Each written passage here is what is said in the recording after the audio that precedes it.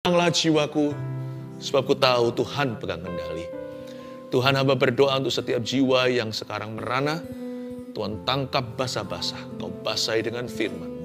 Sampaikan sabdamu, kami siap mendengarnya. Sembunyikan hamba-Mu di balik salib-Mu, seperti yang Kau lakukan selalu setiap minggu.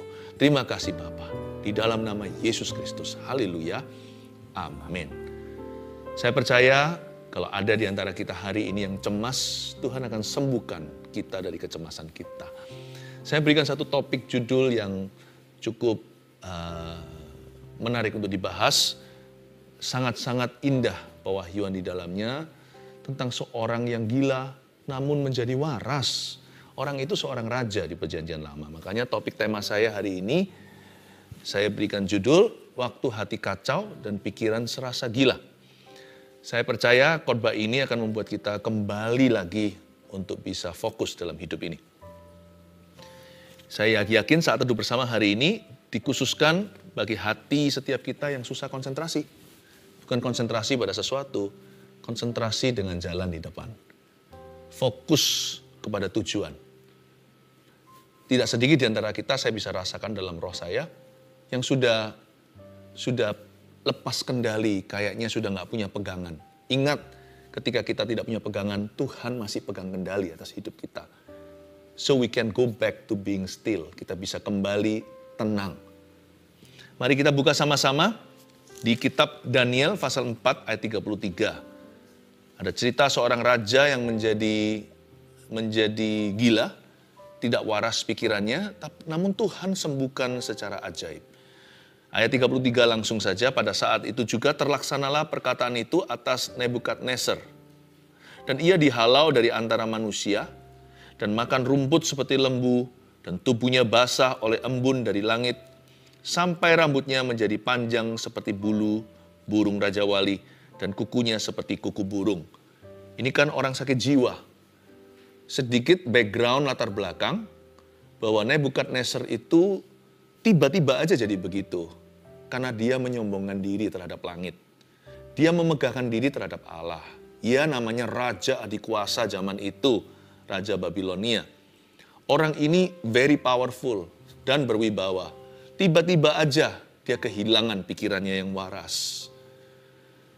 Apapun penyebab hari ini hati kita kacau balau, baik itu kesombongan atau tekanan, pokoknya kalau kita sudah melewati batas-batas normal, hati kita rasanya sudah hilang di dalam tubuh kita, Tuhan masih bisa kembalikan. Tidak ada kata terlambat, tidak ada yang namanya terlalu jauh yang Tuhan tidak bisa susul, lalu Tuhan tangkap kembali. Nebukadnezar menjadi seperti hewan. Kukunya panjang, rambutnya juga, tubuhnya basah, dan dia harus dikucilkan. Dia akhirnya diisolasi mandiri, karena sebagai kepala negara, dia akan mempermalukan bangsanya. Nah sekarang kita melihat ayat 34, apa yang terjadi padanya setelah itu. Tapi setelah lewat waktu yang ditentukan, aku Nebukadnezar menengadah ke langit, dan akal budiku kembali lagi kepadaku. Lalu aku memuji yang maha tinggi, dan membesarkan dan memuliakan yang hidup kekal itu, karena kekuasaannya ialah kekuasaan yang kekal, dan kerajaannya turun-temurun. Semua penduduk bumi dianggap remeh. Ia berbuat menurut kehendaknya terhadap bala tentara langit dan penduduk bumi, dan tidak ada seorang pun yang dapat menolak tangannya dengan berkata kepadanya, apa yang kau buat? Pada waktu akal budiku kembali kepadaku, kembalilah juga kepadaku kebesaran dan kemuliaanku untuk kemasyuran kerajaanku. Para menteriku dan para pembesarku menjemput aku lagi. Aku dikembalikan kepada kerajaanku, bahkan kemuliaan yang lebih besar dari dahulu diberikan kepadaku. Jadi sekarang aku, Nebukadnezar, memuji, meninggikan, dan memuliakan Raja Sorga, yang segala perbuatannya adalah benar, dan jalan-jalannya adalah adil, dan yang sanggup merendahkan mereka yang berlaku congkak. Sekali lagi ingatkan temanya, waktu hati kacau dan pikiran serasa gila. Belum gila sih, kalau yang ini gila sungguhan. Tapi hidup kita sudah merasa demikian. Berapa orang di antara kita hari ini merasa, aduh, sudah putus asa, bahkan kecewa. Hati kita itu udah kacau balau di dalam diri kita. Udah susah untuk tenang. Dan juga sulit untuk berdoa. Kalau kita mau ngaku ya, tidak sedikit di antara keluarga Saat Teduh hari-hari ini mengalami pergumulan dan tekanan sampai titik di mana sudah nggak bisa lagi berseru kepada Tuhan. Mau doa itu udah susah untuk berdiam diri. Mau baca Alkitab itu tergesa-gesa dalam hati, terburu-buru. Kita membacanya begitu aja nggak dapat apa-apa. Tahu kenapa? Karena hati kita lari-lari. Kita nggak bisa mikir satu hal gitu. Karena terlalu banyak hal yang dipikirkan. Sehingga sudah di luar batas, sudah masuk ke kategori overthinking. Orang yang overthinking sudah nggak bisa lagi ditangkap. Satu hal apa yang menjadi penyebabnya? Segala sesuatu sama-sama krisisnya. Setiap situasi, semua yang kita hadapi kritis semua. Kalau ditanya problemmu apa, nggak bisa tunjukkan salah satu. Ya pokoknya banyak. Aku ini bermasalah, semuanya problema. Sebutkan satu dulu, nggak bisa. Udah saking paniknya. Ini namanya panic attack. Siapa bilang panic attack itu hanya bisa kita alami waktu malam hari, waktu kita mau tidur. Ada pula orang-orang yang seharian panicking. Sepanjang hari around the clock. Dari pagi sampai malam kembali pagi lagi itu hatinya panik. Lama-lama kalau begitu ya, pikiran kita bisa nggak waras loh. Meskipun nggak sampai sakit jiwa, tapi pikiran kita sudah nggak tertib. Udah nggak bisa berbuat apa-apa. Dengan kata lain, kita sudah dilumpuhkan dari dalam. Bagaimana caranya kita kembali tenang? Setelah Nebukadnezar gila, mari kita pelajari kuncinya. Ayat 34. Tetapi setelah lewat waktu yang ditentukan, aku Nebukadnezar menengadah ke langit. Itu dia. Menengadah ke langit, matanya tertuju ke Tuhan. Kalau kita nggak bisa pinpoint, tunjukkan satu hal apa yang menjadi duduk permasalahan, karena semua masalah kita itu sama seriusnya, kita bisa mulai dengan Tuhan.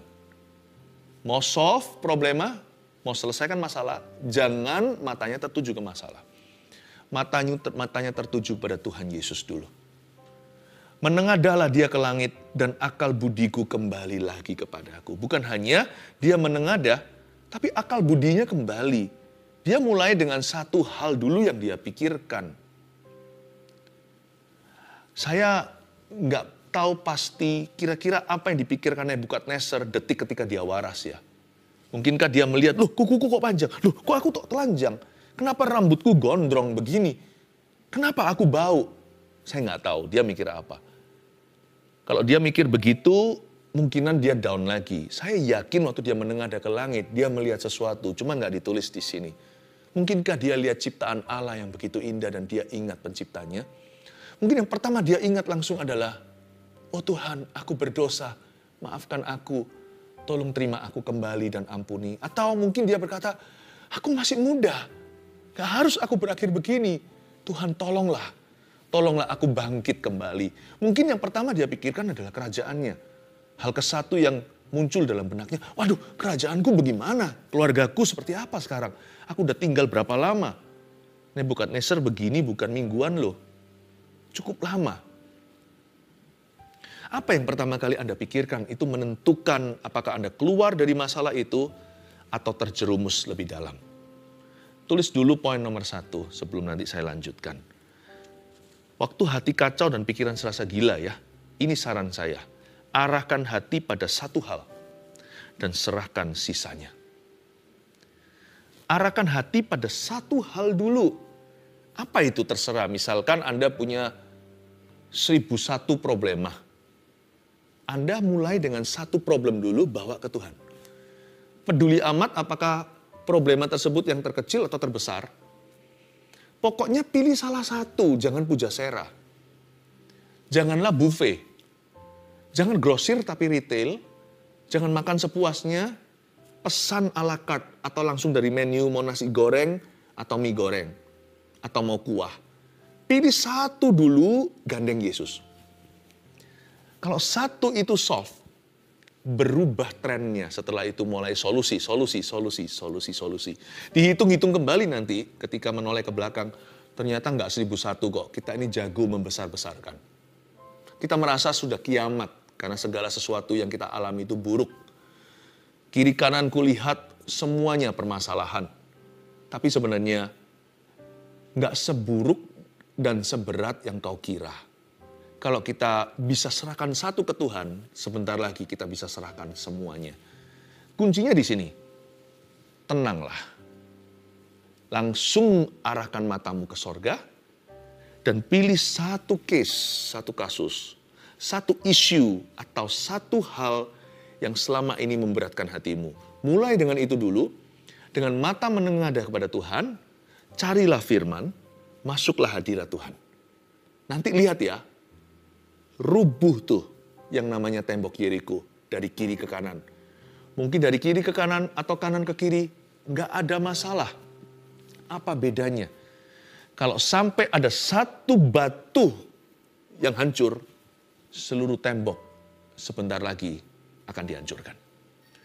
Kuncinya terletak pada mulailah dengan satu hal.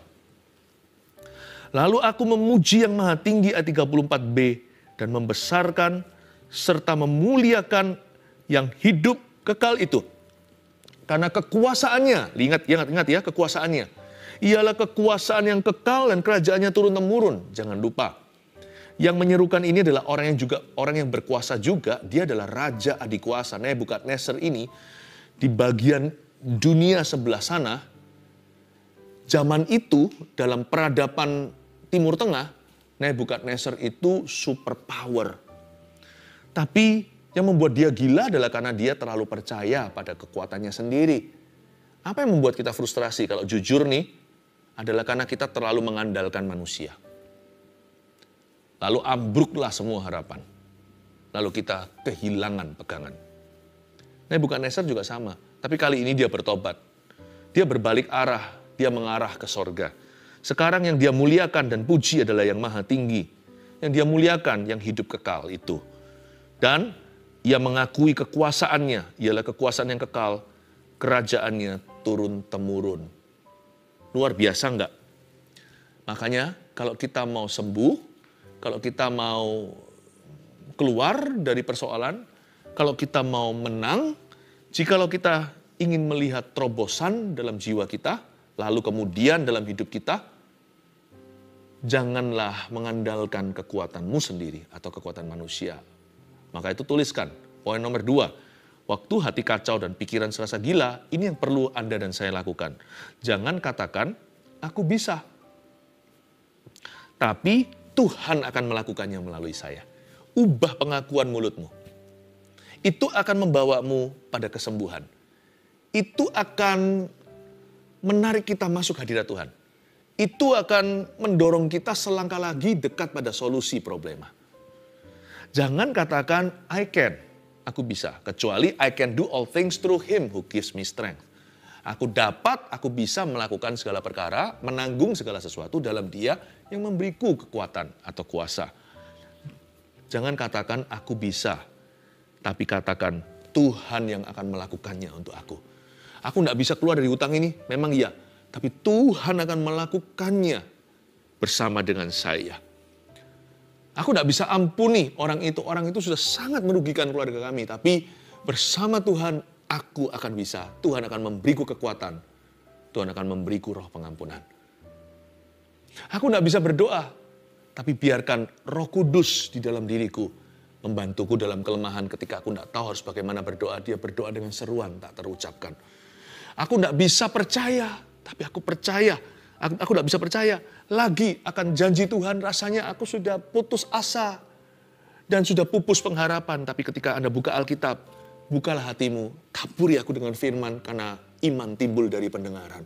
Biar Tuhan yang mengerjakan di dalam dirimu. Anda semi pasif aja. Aktivitas Anda hanya satu, akui dengan iman bahwa Tuhan bisa. Tuhan masih mampu dan Tuhan akan melakukannya melalui dirimu. Saya selalu mengucapkan kalimat ini dalam bahasa Inggris dulu, nanti saya terjemahkan.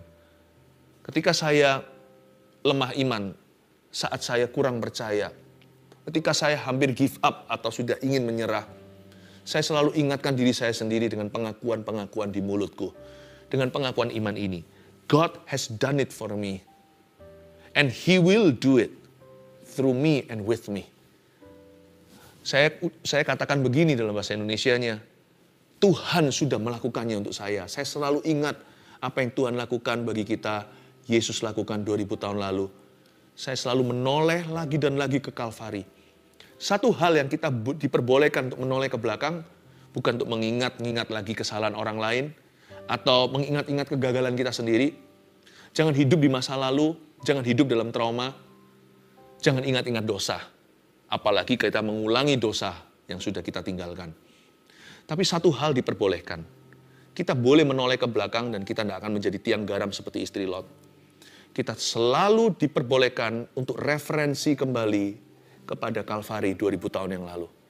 Kalau Anda memang mau menengok ke belakangmu, tengoklah Golgota. He has done it for me. Jesus has done it for me. He has bought that for me. Yesus sudah melakukannya untuk aku. Dan Yesus sudah membelinya untuk aku. Tuhan akan melakukannya lagi bagi saya hari ini. Yesusku tidak berubah dahulu, sekarang, sampai selama-lamanya. Kali ini Tuhan akan melakukannya melalui saya. Kalau saya bisa melakukan ini atau melaksanakan kehendak Allah. Kalau saya bisa menang, itu Tuhan yang melakukannya melalui aku, di dalam aku. He will do it through me. And He will do it with me. Dia akan melakukannya bersama dengan saya. Itu lama-lama ya, membuat kita bangkit. Membuat yang paling gila pun jadi waras. Pikiran yang paling kacau pun dan bengkok-bengkok akan lurus. Hati yang paling gelisah, paling galau pun akan tenang seperti samudera yang ditegur oleh Tuhan. Jangan katakan aku bisa, tapi katakan Tuhan akan melakukannya melalui saya. Look, kalau itu pengakuan imanmu, niscaya pastilah Anda akan masuk ke tanah Kanaan, tidak seperti 10 pengintai itu yang mati di padang gurun. Anda seperti Yosua dan Kaleb yang akan diperbolehkan untuk merebut tanah perjanjian by the grace of God, dengan kasih karunia Allah. Ubah pengakuanmu. Pengakuan kita bisa membuat kita mati di padang gurun atau masuk Kanaan. Pengakuan kita bisa membuat perbedaan antara hidup dan mati.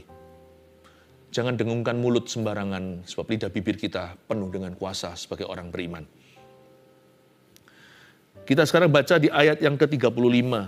Ini pengakuan daripada Nebukadnezar, saya lanjutkan. Semua penduduk bumi dianggap remeh oleh Tuhan nih.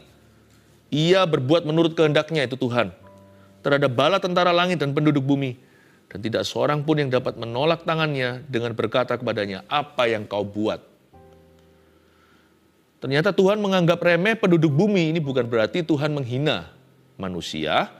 Tapi maksudnya, Tuhan itu nggak panikan. Apa yang menggoyangkan manusia, apa yang membuat panik orang, yang membuat seluruh bumi itu masuk dalam chaos, dalam kekacauan. Tuhan tenang-tenang saja, bukan berarti Tuhan tidak peduli karena Dia sudah mati untuk kita. Maksud saya adalah Tuhan kita itu jauh lebih brave, lebih berani dari kita. Tuhan kita itu maha tahu, Dia maha kuasa. Apa yang menggoyangkan kita, bahkan tidak bisa menggoyangkan jari jemarinya. Tuhan itu menganggap remeh penduduk bumi yang suka takut-takut sendiri. Oleh karena itu kita diajari, remehkan yang Tuhan remehkan, hargai yang Tuhan hargai. Apa yang patut kita tinggikan, tinggikanlah. Apa yang tidak perlu kita takuti, jangan takuti karena ada Tuhan. Apa saja kira-kira ya list atau daftarnya sesuatu yang perlu kita remehkan. Remehkan jasamu sendiri dan pemberianmu. Ini yang membuat Nebukadnezar juga membuat Nebukadnezar kehilangan akal budinya karena dia itu selalu besar-besarkan sesuatu yang tidak perlu. Dia membesarkan jasanya, kerajaannya, pencapaiannya. Cepat lambat suatu hari ketika dia membumbung tinggi, dia nggak akan siap waktu direndahkan. Manusia hidup itu kan ada up-nya dan ada down-nya. Janganlah kipas-kipas dirimu selalu. Janganlah tinggikan dirimu. Supaya nanti waktu hidup membawa kita turun, kita nggak stresan. Nebukadnezar itu terlalu membanggakan jasa dan kerajaannya. Remehkan. Remehkan juga saat-saat ketika Anda dizolimi sama orang. Apa yang nggak usah dipikiri, ampuni saja. Ngapain sih kita bergulut dengan sesuatu yang Tuhan tidak suruh? Kenapa kita bergulat dengan memori-memori yang Tuhan bilang buang? Ketika kita itu disalahi, diperlakukan tidak adil, remehkan. Asal hati kita benar dan kita serahkan ke Tuhan, kita responi segala sesuatu dengan firman, sudahlah, please do not mind, udahlah jangan keberatan. Kalau kita keberatan dengan perlakuan orang lain kepada kita, orang lainnya juga acuh tak acuh, tak peduli, tapi kita yang keberatan yang akhirnya penyakitan. Remehkan. Berapa orang stres itu stres yang nggak perlu. Ada stres yang bagus, stres kerja, itu baik sih.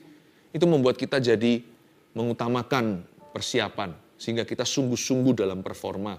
Stres ujian, ulangan membuat seorang mahasiswa belajar. Stres kompetisi, rivalry atau persaingan yang sehat, membuat seorang atlet latihan agar dia menjadi juara. Tapi terus terang, tidak semua stres itu bagus. Ada stres yang nggak perlu.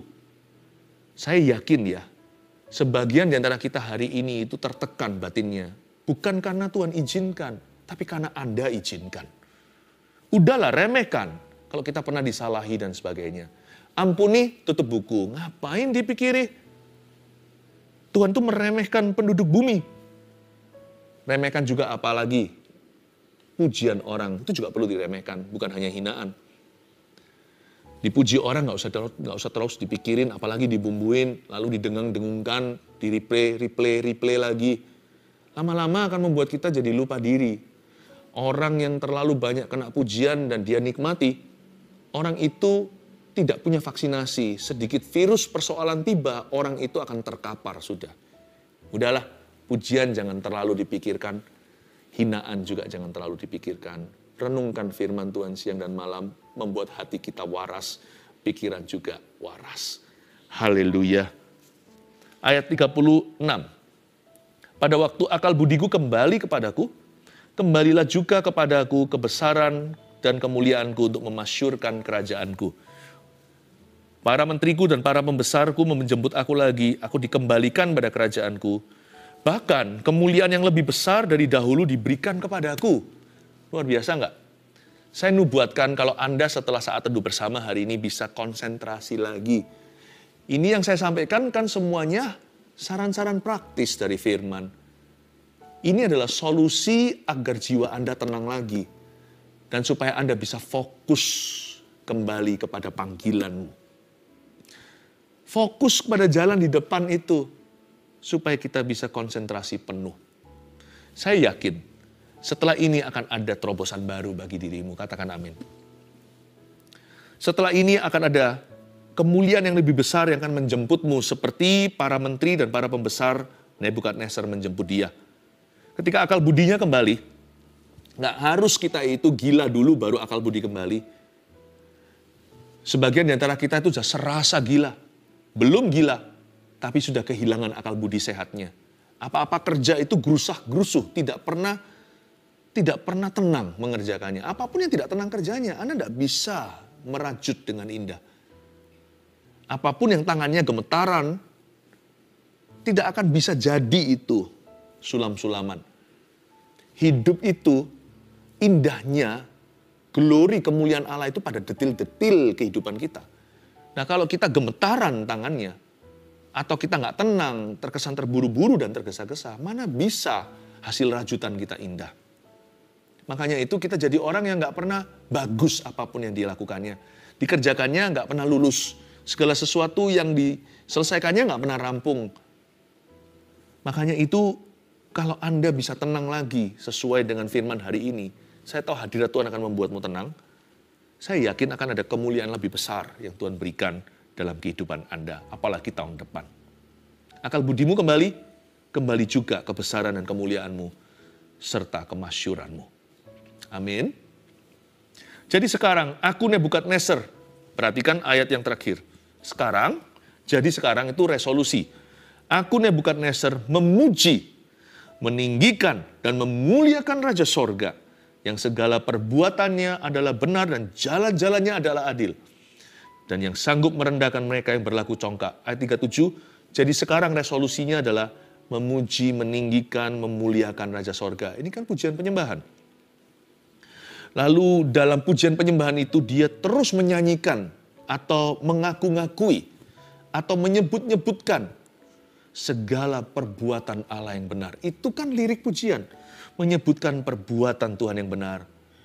Dan mendeklarasikan jalan-jalannya yang adil. Besar dan ajaiblah karyamu, adil dan benarlah jalanmu. Itu salah satu lirik lagu yang saya barusan quote. Nebukadnezar memuji dan menyembah Allah Israel. Dia praise and worship Jesus.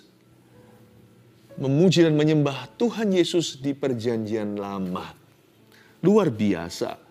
Waktu hati kita kacau dan pikiran kita serasa gila, jangan lupa ya, perbanyak memuji dan menyembah Tuhan. Sebab itu yang menyembuhkan dan menenangkan. Isn't this beautiful?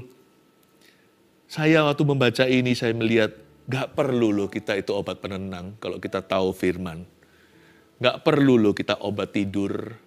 Gak perlu loh kita itu sampai depresi. Sungguhan. Tidak perlu sebab kita punya pilihan. We have a choice. And choose to praise and worship Jesus. Pilihlah selalu untuk memuji dan menyembah Yesus. Waktu hati kacau dan pikiran serasa gila, coba apa aja? 1, arahkan hati pada satu hal dan serahkan sisanya. 2, jangan katakan aku bisa, tetapi Tuhan akan melakukannya melalui saya. 3, perbanyak memuji dan menyembah Tuhan. Ayo kita memuji menyembah Tuhan lagi. Sampai hati kita tenang. Jangan akhiri saat duduk bersama ini. Saya tunggu sampai setiap hati yang gelisah tenang kembali.